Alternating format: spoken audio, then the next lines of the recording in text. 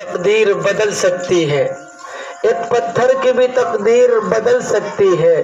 شرط اتنی ہے سلیقے سے تراشا جائے۔ آج کے پروگرام سے مجھے موضوع کے تحت ایک ذمہ داری دی گئی کہ اس سے الگ مت ہٹنا، لیکن میرا دل یہ چاہتا ہے کہ اس پروگرام کے بارے میں بھی کچھ کہا جائے۔ یہ آپ کے محلے کے اور آپ کے گاؤں کے جو بچے تیار ہو رہے ہیں، میں نے شعر پڑھا، ایک پتھر کی بھی تقدیر بدل سکتی ہے، شرط اتنی ہے سلیقے سے تراشا جائے۔ آپ نے دیکھا ہوگا پہاڑوں پر پتھر لگا ہوتا ہے، پھر اس کو کاٹا جاتا ہے، وہاں سے کاٹنے کے بعد میں گھسا جاتا ہے، گھسنے کے بعد میں زمین کے اوپر جب لگایا جاتا ہے تو اس کے اندر چمک ہوتی ہے۔ اس سے میں کہنا یہ چاہتا ہوں کہ یہ چھوٹے چھوٹے بچے، یہ اساتذہ ان کے یہ بڑے بڑے جا کر کوئی تو مفتی عبد الرحمان بنیں گے، کوئی پیر ذوالفقار نقشبندی بنیں گے، کوئی اپنی ماں کی پیٹ سے نہیں سیکھ کر آتا ہے، بلکہ اس دنیا میں آنے کے بعد میں اپنے استادوں سے، اپنے بڑوں سے سیکھتا ہے۔ بچہ جیسے سیکھتا ہے بچہ ویسے ہی بنتا ہے۔ بہرحال میں نے قرآن کریم کی ایک آیت پڑھی، ان الصلاۃ کانت علی المؤمنین کتابا موقوتا۔ اللہ تبارک و تعالی نے فرمایا کہ ہم نے مسلمان بندوں پر وقت متعینہ کے ساتھ 5 نمازیں فرض کی ہیں، یعنی اللہ رب العزت نے مسلمانوں پر جو قرضہ رکھا ہے وہ ہے نماز۔ اس کے بارے میں رب العالمین نے دوسری جگہ ارشاد فرمایا، وما خلقت الجن والانس الا لیعبدون، کہ ہم نے انسان کو اور جنات کو محض اس لیے پیدا کیا ہے، صرف اس لیے پیدا کیا ہے کہ وہ ہماری عبادت کرے، ہماری پرستش کرے، ہمیں پوچھے۔ آپ کلمہ پڑھ کر دیکھیں، لا الہ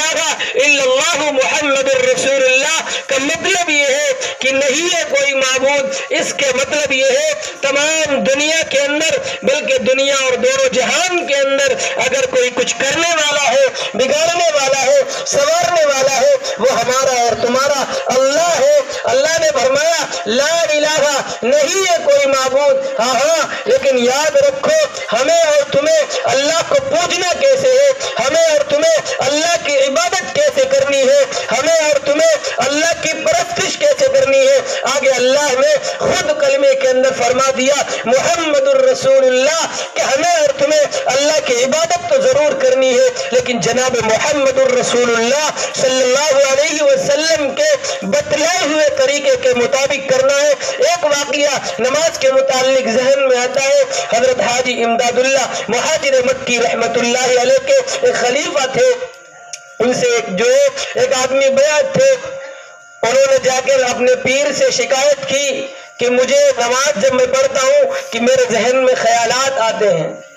شکایت ابھی نہیں کی تھی، اس نے سوچا کہ میرے ذہن میں خیال آتے ہیں، اور جب خیال آتے ہیں اگر میں نے آنکھیں بند کر لی تو خیال آنا بند ہو جائیں گے۔ اس نے نماز پڑھنی شروع کی اور اپنی آنکھوں کو بند کر لیا۔ آنکھوں کو بند کرتے ہی نماز کے اندر کوئی خیال تو نہیں آیا، لیکن رات میں جب سوتا ہے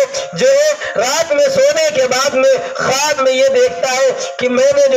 ایک حسین و جمیل نہایت ہی بہترین عورت سے شادی کی ہے یا مجھے وہ خواب میں دکھ رہی ہے، لیکن وہ آنکھوں سے اندھی ہے، یعنی تمام خوبصورتیوں کے ساتھ آنکھوں سے اندھی ہے۔ حضرت پیر صاحب رحمت اللہ علیہ کے بعد یہ واقعہ جاتا ہے، یہ قصہ جاتا ہے، بتلایا کہ میں نے آج یہ واقعہ دیکھا ہے، یہ خواب دیکھا ہے، بتلایا کہ کوئی تم نے سنت تو نہیں چھوڑی، بتلایا کہ میرے ذہن میں خیالات آتے تھے، میرے ذہن میں تصورات آتے تھے دنیا کے، تو میں نے سوچا اپنی آنکھوں کو بند کر لوں۔ آنکھوں کو بند کیا تو نماز میں خیالات تو نہیں آئے، نماز بہتر ہو گئی۔ حضرت پیر صاحب رحمت اللہ علیہ سمجھ گئے کہ اس نے سنت چھوڑی ہے، آنکھیں کھول کر سنت آنکھیں کھول کر نماز پڑھنا سنت ہے، اس نے سنت چھوڑی ہے۔ اس سے پتہ یہ چلتا ہے اس کی نماز تمام طریقوں کے اعتبار سے خوبصورت ہے، لیکن اس میں جان نہیں ہے، وہ آنکھوں سے اندھی ہے۔ پتہ یہ چلا کہ نماز کے اندر جان کو پیدا کرنے کے لیے، نماز کو طاقتور بنانے کے لیے، نماز کو پاورفل بنانے کے لیے ہمیں جناب محمد الرسول اللہ صلی اللہ علیہ وسلم کے طریقے کو لانا پڑے گا، ان کی زندگی کو لانا پڑے گا، ان کے بتلائے ہوئے راستے کو لانا پڑے گا۔ میرے دوستو، نماز اتنا بڑا فریضہ ہے، بتلاتے ہیں بندے اور اللہ کے درمیان ایک رابطہ ہے۔ جب اللہ نے فرمایا اگر تم یہ چاہو کہ میں تم سے باتیں کروں تو قرآن کریم پڑھنے لگا کرو، اور اگر تم یہ چاہو کہ تم مجھ سے باتیں کرنے لگو تو جو ہے نماز پڑھنے لگو۔ اس سے پتہ یہ چلتا ہے کہ جب ہم نماز پڑھتے ہیں، جب اللہ کی عبادت کرتے ہیں، تو گویا کہ ہم جو ہے حقیقت حال سے ہم اللہ سے گفتگو کرتے ہوتے ہیں۔ آپ نماز کی پوری تفسیر اٹھا کر دیکھ لو، پورے ترجمہ اٹھا کر دیکھ لو، ہم اللہ سے باتیں کرتے ہیں۔ امید کرتا ہوں اس پروگرام کے ذریعے ان بچوں کی حوصلہ افزائی بھی ہونا چاہیے، اور ہمارے اس پروگرام سے، چھوٹے سے پروگرام سے، ان جو ہے ایک پیغام بھی جانا چاہیے کہ انشاءاللہ العزیز جو نمازیں چھوٹ گئی وہ چھوٹ گئی، اب جو ہے اب ہماری زندگی جو گزر گئی ہے وہ گزر گئی، اب ہماری زندگی کا ایک نیا سویرا ہوئے گا۔ ہم انشاءاللہ العزیز 5 وقتوں کے علاوہ تمام تر جو ہے نفلی نمازیں بھی پڑھیں گے، تہجد بھی پڑھیں گے، اشراق بھی پڑھیں گے۔ میرے دوستو، اگر سکون چاہتے ہو اپنے گھر میں تو نمازوں کا اہتمام کرو، اگر تم یہ چاہتے ہو کہ تمہارے دلوں کو سکون ملے تو نماز کا اہتمام کرو، اگر تم یہ چاہتے ہو کہ ہمارا دل ٹھنڈا رہے، ہمارا دل میں سکون رہے، بے چینی نہ رہے،